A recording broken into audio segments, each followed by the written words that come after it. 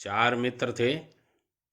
एक ब्राह्मण था, एक क्षत्रिय था, एक वैश्य था और एक शूद्र था। चारों में इतना प्रेम था जैसे एक प्राण और चार शरीर हों। चारों सदा साथ रहते, परदेश जाते तो भी एक साथ रहते। ब्राह्मण संपूर्ण शास्त्रों का ज्ञाता था। क्षत्रिय शस्त्र विद्या में पूर्ण पारंगत था।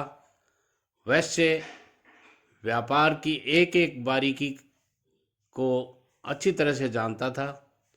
शूद्र भी सभी के प्रति सहज और सेवा भाव था।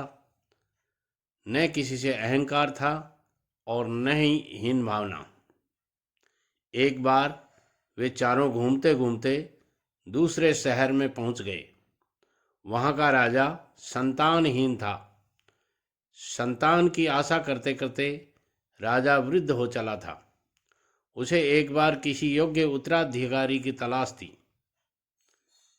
राजा के सिंहासन के सामने एक सुंदर सी मिट्टी की प्रतिमा रखी रहती।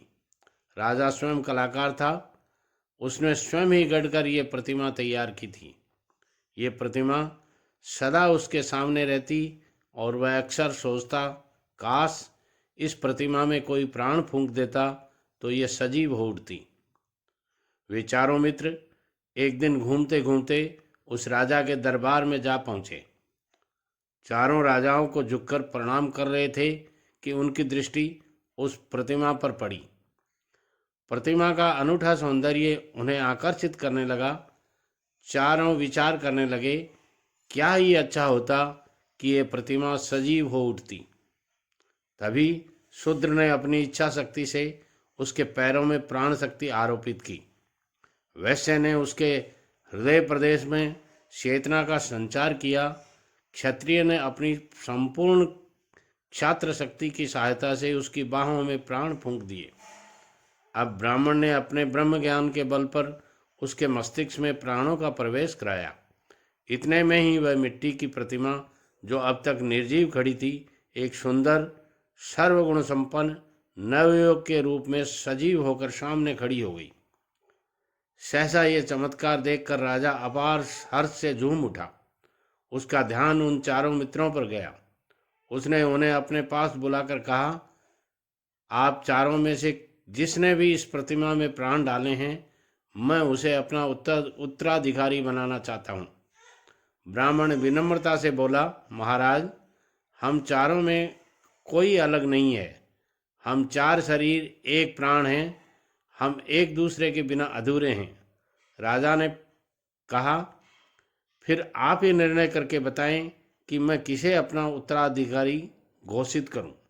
चारों मित्र कहने लगे, महाराज, हम में से किसी को भी राज्य का मोह नहीं है।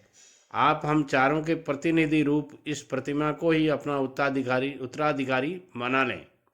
हम चारों ने समान रूप से प्रयत्न करके इस प्रतिमा को सजीव बनाया है।